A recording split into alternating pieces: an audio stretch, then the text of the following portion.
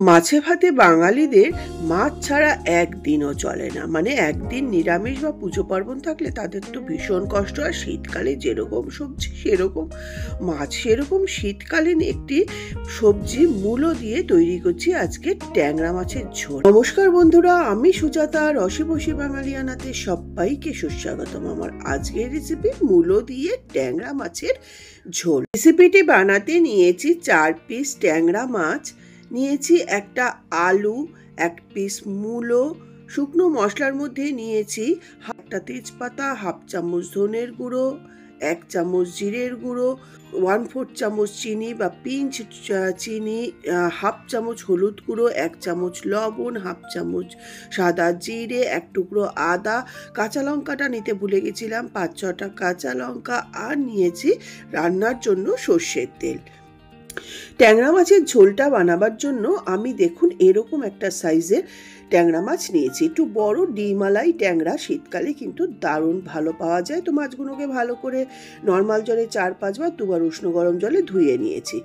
আর এখানে আমি 4 পিস মাছের জন্য 1 পিস মূলো নিয়েছি। আপনাদের যদি মাছের পরিমাণ বেশি হয় তো সবজি মশলা সবই কিন্তু ইকুয়ালি পরিমাণে বাড়িয়ে নিতে হবে। মূলো আলুটা কেটে আদা কাঁচা লঙ্কা পেস্ট করে তারপরে চলে আসছি রান্নাটায়। তো তার আগে মাছটা অবশ্যই লবণ হলুদ দিয়ে মাখিয়ে নেব। আপনারা জানেন আমার মাছের রেসিপি যারা দেখেন, আমি রান্নার 10 মিনিট মিনিমাম 10 মিনিট আগে লবণ হলুদ মাখিয়ে রাখি, তাতে করে মাছের স্বাদটা ভালো হয়, রান্নার ঝোলটা ভালো হয়। তো মাছটাতে লবণ হলুদ দিয়ে ভালো করে মাখিয়ে নিচ্ছি। আর যেহেতু এই আঁশ ছাড়া মাছ একটু তেলে দিলে ছেটার সম্ভাবনা থাকে, যদিও এটা একদম জ্যান্ত ফ্রেশ মাছ, তবু আমি এর মধ্যে দিয়ে দেবো একটু সর্ষের তেল। এই সব জিনিসগুলো আমার মায়ের থেকেই শেখা, তো দিয়ে দিচ্ছি সামান্য একটু সর্ষের তেল। তাহলে আর তেল গায়ে ছেটার ভয় থাকবে না। তো লবণ হলুদ ও সর্ষের তেল দিয়ে ট্যাংরা মাছ চারটেকে ভালো করে মাখিয়ে আমি এটাকে ঢাকা দিয়ে রেখে দিচ্ছি। এরপরে আমি আলু মূলো কেটে আর আদা কাঁচা লঙ্কা পেস্ট করে তারপরে সরাসরি রান্নায় চলে আসবো। দেখুন আমি 2টো মূলো নিয়েছি। আর মূলো হলো শীতকালীন একটি সবজি, রোগ প্রতিরোধক ক্ষমতা এর প্রচুর। তো সেই সবে না গিয়ে আমি রান্নাটায় চলে যাই। আর মূলোর শাকটা না আমি ফেলবো না। আমি এখানে 2টো মূলোর শাক আছে, 2টো মূলোর শাকটা ভালো করে বেছে বেগুন মূলো বড়ি দিয়ে করব। মূলো শাকের রেসিপি আমার দেখানো আছে, যারা দেখেননি অবশ্যই দেখে নেবেন। আর আমি একটা মূলো রেখে দিচ্ছি অন্য রেসিপি বানাবো। আর এই মূলোটা আমি কেটে নিচ্ছি মাছের ঝোলটা বানাবার জন্য। তবে এটা খুব একটা সরু না, সরু দেশি মূলো হলে না এই মাছের ঝোল দারুণ হয়। তো শাকটাকে সরিয়ে রাখলাম। এইবার মূলোটাকে আমি কেটে নিচ্ছি। মাছ যেহেতু একটু লম্বা শেপে, সেহেতু আমি মূলোটাকেও একটু লম্বা লম্বা শেপেই কেটে নেব। এই সব জিনিসগুলো মাঠ থেকে শেখা। আবার ডালনা করলে কিন্তু এগুলোকে স্কোয়ার শেপে কাটতে হয়। তো মূলোগুলোকে আমি একটু একটু করে খোসা পিল করে নিচ্ছি, অল্প অল্প খোসা রাখছি। আপনারা চাইলে পুরোটাই কিন্তু পিল করে নিতে পারেন, তবে পুরোটা পিল না করলেও কিন্তু খারাপ হয় না। তো দেখুন এইভাবে আমি 3 টুকরো মূলোকে, মানে একটা গোটা মূলোকে খোসা ছাড়িয়ে নিলাম আর কিছুটা রেখে নিলাম। এইবার আমি মূলোগুলোকে সরু সরু করে কেটে নিচ্ছি। একটা মূলোকে 2 ফালি করে তারপরে 3 টুকরো করে আমি এইভাবে কাটছি। আপনারা আপনাদের পছন্দ অনুযায়ী সাইজ ও শেপে কাটবেন। গোড়ার পোর্শনের মূলোটা যেহেতু সরু, এটা আমি 2টো করে কেটে নিচ্ছি। তো মূলোগুলো আমার কেটে নেওয়া হয়ে গেলে তারপরে যে আদা ও কাঁচা লঙ্কা নিয়েছি সেটারও একটা পেস্ট করব। তার আগে আলুটাও নিয়েছি। আলুটা দেওয়াটা সম্পূর্ণ অপশনাল, আপনারা চাইলে দেবেন, না হলে আলুটা স্কিপ করতে পারেন। তবে আলুটা দিলে একটু ঝোলটা গ্রেভিটা হয় ভালো হয়। তো আমি এটা দেখেও আসছি মায়ের কাছে। তো আলুটাকেও আমি মূলোর মতন 3 টুকরো করে কেটে নিচ্ছি। তবে এটা নতুন আলু বলে আমি 3 টুকরো করলাম। চন্দ্রমুখী আলু হলে কিন্তু একটু বড় করবেন, না হলে গলে যাওয়ার সম্ভাবনা থাকবে। আলুটাও কেটে নেওয়া হয়ে গেল। এইবার আমি যে আদার টুকরোটা নিয়েছি সেই আদাটাকে পিল করে ধুয়ে নিয়ে আদাটাকেও আমি একটু পাতলা পাতলা করে স্লাইস করে নিচ্ছি। কেন এটা গ্রাইন্ডারে দেবো, আপনারা কিন্তু এটা শিলেও বেটে নিতে পারেন। এইবার আমি একটা গ্রাইন্ডার জার নিয়ে স্লাইস করে রাখা আদাটা দিয়ে দিচ্ছি। আর যে 5-6টা কাঁচা লঙ্কা নিয়েছি তার থেকে 4টে কাঁচা লঙ্কা এখানে দিচ্ছি, 2টো কাঁচা লঙ্কা আমি ঝোলের ওপরে দেবো। এইটাকে সামান্য একটু জল দিয়ে হালকা পেস্ট করে নিচ্ছি। আর আমি আরও একটা জিনিস ইনগ্রিডিয়েন্টে ভুলে গেছি, সেটা হলো টমেটো। তো টমেটোটাকেও আমি একটু লম্বা লম্বা স্লাইস করে কেটে নিচ্ছি মাছের ঝোলে দেবার জন্য। আপনারা টমেটোটা কিন্তু আদা কাঁচা লঙ্কার সঙ্গে পেস্ট করেও নিতে পারেন। দেখুন কথা বলতে বলতে আদা কাঁচা লঙ্কাটা পেস্ট করে নেওয়া হয়ে গেল। এবার গ্যাসটা অন করে আমি একটা কড়াই বসিয়ে দিচ্ছি ট্যাংরা মাছের ঝোলটা রান্না করার জন্য। তার আগে আমি কড়াইয়ের মধ্যে দিয়ে দিচ্ছি কিছুটা জল আর সামান্য একটু লবণ। কেন কি মূলোটাকে একটু ব্লাঞ্চ করে নেব। 2-4 মিনিট ব্লাঞ্চ করলেই হবে, তবে আপনারা চাইলে এমনিও রান্না করতে পারেন। মূলোটাকে সামান্য ব্লাঞ্চ করে নিলে কি হয়, মূলোটা যেমন একটু সফট হয়ে যায় আর মূলোর যেটা ঝাঁজ থাকে সেইটাও কিন্তু অনেকটা চলে যায়। দেখুন 3-4 মিনিট হয়ে গেছে, আমি মূলোটা ফুটে ওঠার সঙ্গে সঙ্গেই কিন্তু আমি মূলোটাকে তুলে নিচ্ছি। এইটাকে কিন্তু আমি আর ধোবো না। এরপরে সম্পূর্ণ মূলোগুলোকে তুলে নিয়ে আমি কড়াইটা ধুয়ে আবার সেম কড়াইটাই কিন্তু বসিয়ে দেব রান্না করার জন্য। তো কড়াইটা এবার ভালোভাবে একটু গরম হলে কড়াইয়ের মধ্যে আমি দিয়ে দিচ্ছি 2 টেবিল চামচ সর্ষের তেল। বড় বড় 2 টেবিল চামচ সর্ষের তেল দিয়েই আমি সম্পূর্ণ মাছটা রান্না করব। সেকেন্ড টাইম কিন্তু আমি আর কোনো তেল ইউজ করব না। আর এই রান্নাটা কিন্তু সর্ষের তেলেই ভালো হয়। তেলটা ভালোভাবে গরম হয়ে ধোয়া বেরোলে আমি এর মধ্যে প্রথমেই দিয়ে দেবো আগে থেকে যে লবণ হলুদ সর্ষের তেল মাখিয়ে রেখেছি সেই মাছগুলো, ট্যাংরা মাছগুলো। আর আমি একটা ঢাল হিসাবে দেখুন ঢাকনাটা নিয়ে নিয়েছি, যদিও ছিঁড়বে না, সর্ষের তেল কাঁচা তেল মাখানো আছে, তবু ঢাকাটা বন্ধ করে দিয়েই আমি ঢাকা চাপা দিয়েই মাছগুলোকে একটুখানি লাল লাল করে ভেজে নেব। তবে আমি খুব মাছ কড়া করে ভাজি না, তবে আপনারা চাইলে এটাকে আরও অনেক বেশি কড়া করে ভাজতে পারেন। তো মাছগুলোকে উল্টে পাল্টে বেশ রং ধরা পর্যন্ত আমি ভেজে নিচ্ছি। আর একটু ঢাকা চাপা দিয়েই আমি মাছগুলোকে ভেজে নিচ্ছি।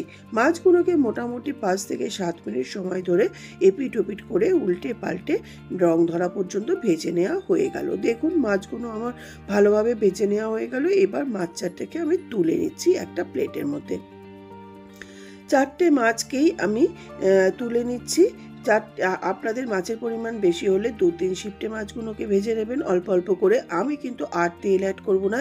এই তেলের মধ্যেই এবার আমি দিয়ে দেব যে সাদা জিরেটা রেখেছি হাফ চামচ, সেই গোটা জিরেটাকে দিয়ে তারপরে যে তেজপাতা নিয়েছি সেই তেজপাতাটাকেও ছিঁড়ে আমি দিয়ে দেবো। গ্যাসের ফ্লেমটা কিন্তু এই সময় লো টু মিডিয়ামে রাখবেন, না হলে মশলাটা পুড়ে গেলে রান্নার ঝোলটার টেস্টটা নষ্ট হয়ে যাবে। জিরে তেজপাতার থেকে সুন্দর একটা গন্ধ বেরোলে এর মধ্যে প্রথমেই দিয়ে দিলাম কেটে রাখা আলুগুলোকে একটু সুন্দর করে হালকা রং ধরা পর্যন্ত আমি ভেজে নেব। তবে আলুগুলো কিন্তু মিডিয়াম ফ্লেমেই ভাজবেন। আলুগুলো মোটামুটি যখন এরকম হালকা রং ধরেছে তখন আমি এর মধ্যে দিয়ে দেবো কেটে ব্লাঞ্চ করে রাখা মূলোগুলোকেও আলুর সঙ্গে 2-3 মিনিট একটু নাড়াচাড়া করে নেব। তবে খুব একটা যে মূলোগুলোকে কিন্তু আলুর মতন ভাজবো না রং ধরা পর্যন্ত, তাহলে মূলোর স্বাদ নষ্ট হয়ে যায়। তো আলু আর মূলোটাকে 2-3 মিনিট একটু নাড়াচাড়া করা হয়ে গেলে এইবার আমি এর মধ্যে দিয়ে দেব আগে থেকে যে টমেটোটা কেটে রেখেছিলাম সেই টমেটোটাকে দিয়ে মিনিট 2 একটু নাড়াচাড়া করে আদা কাঁচা লঙ্কার পেস্টটা দিয়ে দিলাম। আদা কাঁচা লঙ্কা টমেটো সঙ্গে এবার আমি দিয়ে দেবো যে গুঁড়ো মশলা রেখেছি, ধনের গুঁড়ো জিরের গুঁড়ো 2টো কাঁচা লঙ্কা সামান্য চিনি আর লবণ হলো। সম্পূর্ণ মশলাটা দিয়ে মশলাটা যাতে না জ্বলে যায় সেই জন্য আমি প্লেটের মধ্যে সামান্য একটু জল নিয়ে আমি সেটাও এই কড়াইয়ের মধ্যে অ্যাড করে দিলাম। এইবার মূলো আলু টমেটোর সঙ্গে বাকি মশলাগুলোকে ভালো করে কষিয়ে নেব যতক্ষণ না মশলার কাঁচা গন্ধটা গিয়ে তেল ছাড়ছে। আর দেখুন টমেটোগুলো নাড়াচাড়া করতে করতে বেশ নরমও হয়ে যাবে। তো এইভাবে কিছুক্ষণ আমি মশলাটাকে ভালো করে কষিয়ে নিলাম। মশলাটা যখন কষিয়ে চারপাশ থেকে তেল দেখা যাচ্ছে সেই সময় আমি মশলাটাকে আর একটু নাড়াচাড়া করে সবজির সঙ্গে, আর টমেটোগুলো একদম গলে নরম হয়ে গেছে, এইবার আমি এর মধ্যে দিয়ে দেব বেশ খানিকটা পরিমাণ মতন জলটা দিয়ে কি করব, আলু ও মূলো যাতে ভালোভাবে সিদ্ধ হয়ে রান্না হয়, মাছটাও সিদ্ধ হয় হয়, সেই জন্য আমি জলটা অ্যাড করব। তবে খুব বেশি এটাতে জল থাকবে না, জলটা আপনারা আপনাদের প্রয়োজন অনুযায়ী কম বেশি দেবেন, কে কীরকম ঝোল রাখবেন। তো কথা বলতে বলতে দেখুন মশলাটা আমার বেশ কষানো হয়ে গেল। এইবার আমি বড় বাটির মোটামুটি 1 বাটি মতন জল এখানে দিয়ে দিলাম। জলটাকে দিয়ে এবার সব কিছুর সঙ্গে ভালো করে আবারও একটু নাড়াচাড়া করে নিলাম। আর এখানে আমি রুম টেম্পারেচারের জল ইউজ করেছি, আপনারা কিন্তু এখানে গরম জল ইউজ করতে পারেন। যেহেতু রুম টেম্পারেচারের জল ইউজ করেছি, তো জলটা ফুটে আসা পর্যন্ত অপেক্ষা করব। জলটা যখন এইভাবে ফুটে এসেছে, সেই সময় আমি দিয়ে দেবো আগে থেকে ভেজে রাখা ট্যাংরা মাছ 4টে।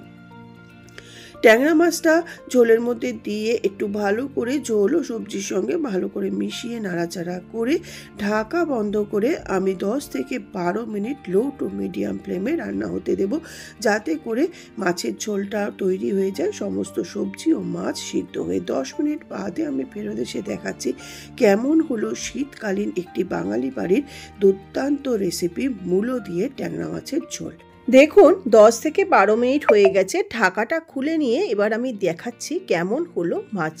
তো মাছগুলো আবার একটু উল্টে পাল্টে দিচ্ছি, যদিও আমি মাঝখানে আরেকবার ঢাকাটা খুলে মাছগুলো একবার উল্টে দিয়েছিলাম এইভাবে, তো আপনাদের আরেকবার দেখিয়ে দিলাম। অপরদিকে মাছগুলো খুব সুন্দরভাবে সিদ্ধ হয়ে গেছে, আলু মূলো সমস্তই সিদ্ধ হয়ে গেছে, মূলো তো ব্লাঞ্চ করাই ছিল, সিদ্ধ হয়ে গেছে খুব সুন্দরভাবে, আর ঝোলটাও খুব সুন্দরভাবে হয়ে গেছে। এবার আমি লবণটা চেক করে নিয়ে দেবো সামান্য ঘি। তো আমার এই মূলো ট্যাংরা ঝোলটা সম্পূর্ণ হয়ে গেছে। তো আমি মোটামুটি হাফ চামচ, খুব বেশি ঘি গরম মশলা দেওয়ার দরকার নেই, গরম মশলা তো দিইনি, নামাবার আগে দিয়ে দিলাম হাফ চামচ ঘি।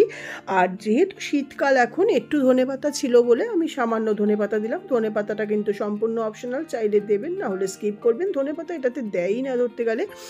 তো ধনেপাতা ঘি দিয়ে আবার একটু ঢাকা দিয়ে গ্যাসটা বন্ধ করে 5 মিনিট গ্যাসের উপরে রেস্টিং টাইমে রাখবো। তারপরে নামিয়ে গরম গরম ভাতের সঙ্গে পরিবেশন করে দেব শীতকালীন একটি অসাধারণ রেসিপি মূলো দিয়ে ট্যাংরা মাছের ঝোল। তো দেখুন ঢাকাটা খুলে নিচ্ছি, 5 মিনিট হয়ে গেছে, আর মাছের ঝোলটাও দেখুন সুন্দরভাবে তৈরি হয়ে গেল। তো দেখুন ঢাকাটা খুলে নিচ্ছি, 5 মিনিট হয়ে গেছে। এইবার আমি মাছটাকে একটা পাত্রে শিফট করে নেব, তারপরে গরম গরম ভাতের সঙ্গে নামিয়ে দেব। তো দেখলেন তো বন্ধুরা, কত সহজেই তৈরি হয়ে গেল একটা অসাধারণ বাড়িতে খাওয়ার জন্য রোজকার রেসিপি। সবজিও খাওয়া হচ্ছে, সঙ্গে মাছও খাওয়া হচ্ছে। তো যারা বানান তারা তো জানেন, যারা বানান না তাদেরকে অবশ্যই রিকোয়েস্ট করব এইভাবে একবার মূলো দিয়ে শীতকালে মূলো ট্যাংরার ঝোল বানিয়ে খেতে। তো আজকের মতন ভিডিওটা এই পর্যন্ত। যদি ভালো লাগে লাইক কমেন্টস শেয়ার করতে ভুলবেন না। আশা করি আবার নতুন ভিডিও নিয়ে আমি হাজির হব। রসে বসে বাঙালি আনা সুজাতা। তো আজকের মতন নমস্কার, ধন্যবাদ, সবাই ভালো থাকবেন।